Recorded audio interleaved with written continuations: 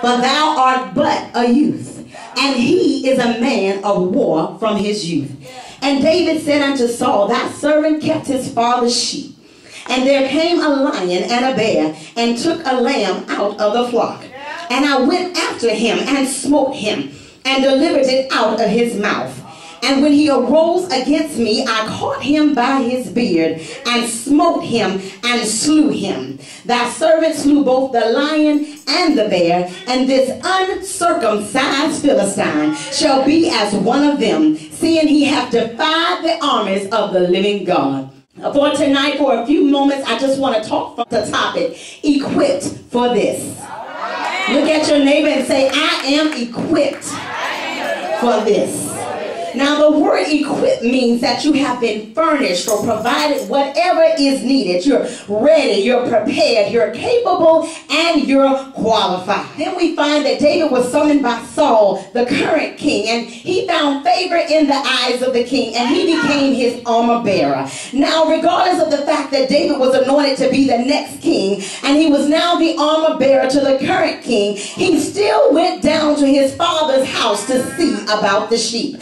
See, you must understand that although you have been anointed and you have been called and you may be operating in a position of authority and God has equipped you for this, that you cannot forget about your first works. Oh, it was your first works that gave you the experience that you needed for the journey. It was your first works that taught you who God was. It was doing your first works that you fell in love with Jesus. Oh, tell your neighbor, it was your first works that equipped you for doing. And the Bible says that David rose early the next morning and left the sheep with a keeper and did what his father commanded him to do. And when David got to the camp, he left the food with the baggage keeper and ran down to greet his three brothers. Now while he was talking to his brothers, the Bible says that Goliath, the champion of the Philistines, came forth from the Philistines' camp and began to shout and taunt Saul's army. And all the men were terrified and began to talk about what Saul had promised to give to the man who killed this great champion.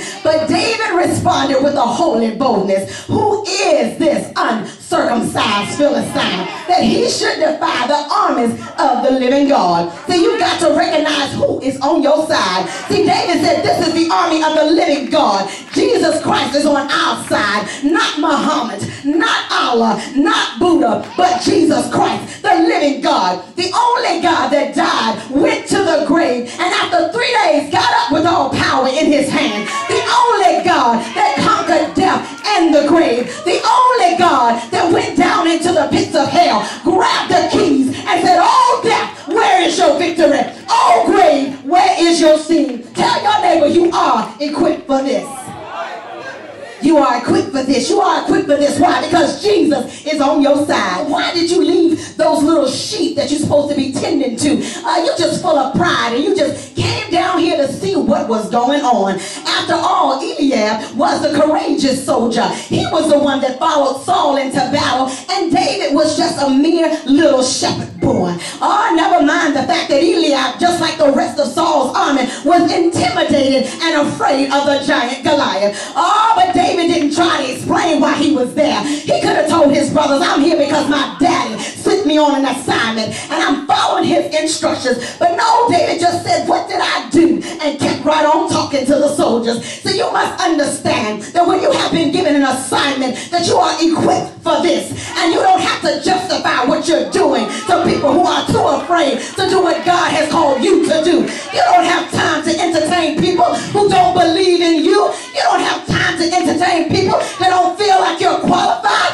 You don't have to entertain people that think you're too small and you just don't have what it takes to do the job. Or you just got to know within your spirit that you are equipped for this. Oh, tell your neighbor you are equipped for this.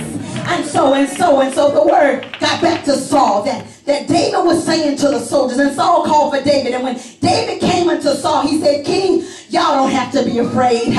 I'm going to go out and I'm going to fight this giant because I am equipped for this. And Saul took one look at David and said, David, boy, you ain't qualified. You ain't able to fight this giant. You're just a boy. And this champion has been fighting since he's been a youth. Oh, but I heard David say to the king, oh, great king, I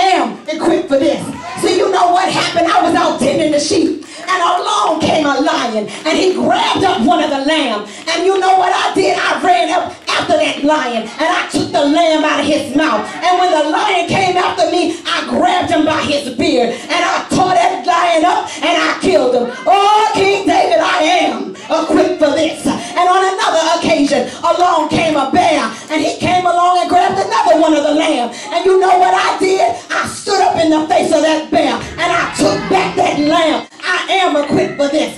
The same God that empowered me to destroy the lion, the same God that empowered me to destroy the bear, is the same God that's going to empower me to destroy this uncircumcised. Oh, yes, I am. I am equipped for this. I am equipped for this. Oh, somebody needs to look at your situation and say, I am equipped for this.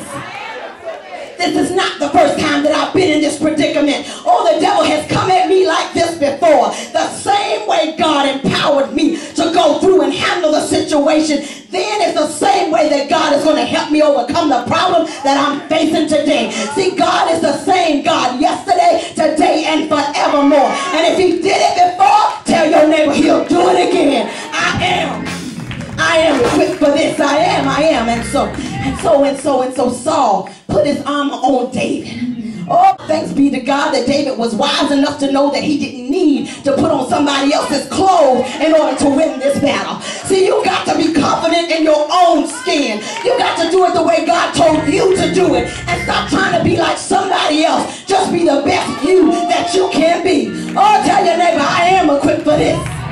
I am.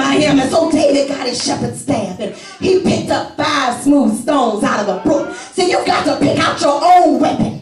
It doesn't matter if you use a radical praise. It doesn't matter if you use intense worship. Just get your own weapon. So David moved intensely to face this giant. And the Bible says that when Goliath saw this little boy, he despised him and cursed him by his gods, and told David, I'm going to give your flesh to the birds and the beasts to the field. Oh, but David didn't let his words intimidate him. He said to the 10-foot giant, you come to me with a sword. You come to me with a spear. You come to me with a javelin. But oh, I come to you in the name of the Lord of hosts. You got to understand that this is not a natural battle. So you can't fight with carnal weapons. For the weapons of our warfare are not mighty, but mighty through God, through the pulling down of strongholds. See, David ran toward the giant because he was confident in his spirit that he was equipped for this. Oh, now Goliath, that giant, he stood 10 feet tall, and he had a bronze helmet on his head. He had a coat of bronze mail. He had bronze shin armor on his legs, and a bronze javelin across his shoulders. He had a spear made of iron, and a man carrying a shield went before him. Oh, but David wasn't intimidated, baby. No, he didn't care about his size. He didn't care about his armor. Oh, because David had 5 smooth stones and Jesus Christ alone. Oh, David was ready for battle. And you got to be ready for the devil. Ain't no time to be laying back being scared. Get up and fight. You are prepared for this.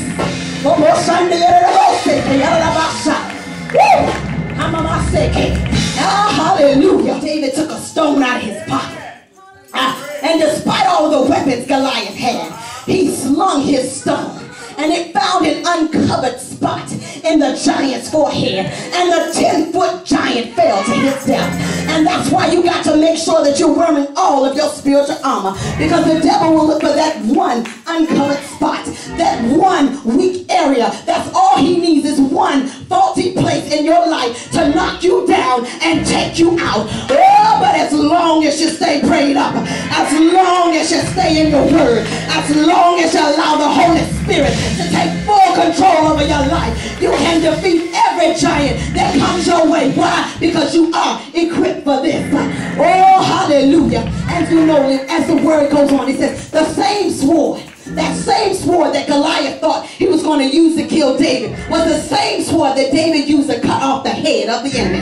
Or just like David had to cut it off, you have got to cut off everything that would hinder you from going forth in your assignment. You have got to cut off every dead weight that you have been holding you back. You have got to cut off every negative voice that has been in your ear trying to make you feel like you're not equipped for this. You have got to cut off every ungodly soul tie. You have got to cut off every enemy of the living God. You have got to cut off everything that you have put before God, because God is a jealous God and he shall have no other God before him.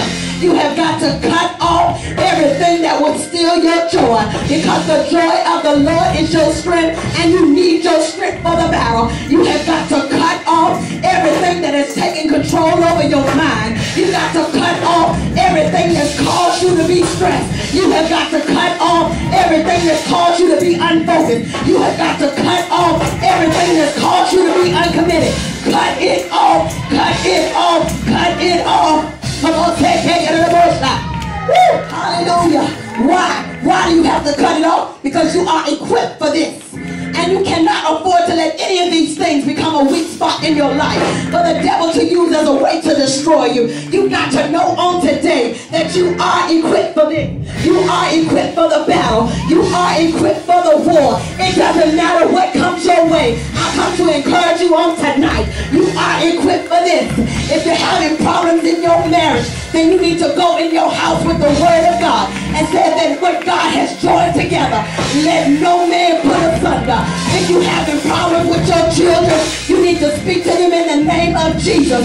As far as me and my house, we gonna serve the Lord. It shall be peace in this house. There shall be unity in this house. Oh, and if you're having problems on your job, you go up in that job and you get in your cubicle and you start speaking in tongues.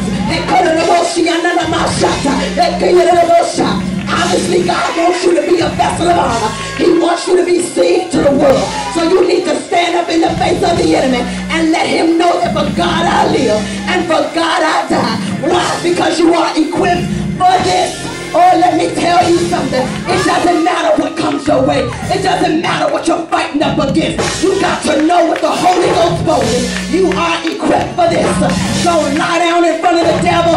Don't let him walk all over you. You stand up with the holy boldness and the authority of the power of God and let him know, I'm come to tear your kingdom down. I'm going to pull down every stronghold, everything that exalts itself against the knowledge of God. And if my mind starts tripping, I'm going to tell my mind, you better get in line with the word of God. Whatsoever things are lovely, whatsoever things are just, if there be any virtue, if there be any praise, I'm going to think on these things. Oh, you are equipped for this. You are. Oh, yes. It's time to let the devil know he's forever messing with us. God's got a work for each one of you to do. And regardless of what that work is, you are equipped for it. Let me tell you something. It don't matter if your back's up against the wall. This ain't the first time. This ain't the first time your body been sick. This ain't the first time. Baby, you equipped for this. Go back into your memory bank and remember the God that did it before. And let the devil know that he's still able. He's still able to deliver me out your hands. And guess what? If I got to go through it, I'm going to smile. I'm going to keep worshiping. I'm going to keep praising. And when the music goes, I'm going to get my dance. I'm not going to let you cause me to sit down and be scared, because I am equipped for this. Oh, yes, I am. Oh, hallelujah. I'm equipped. Oh, bless the name of the Lord. Hallelujah.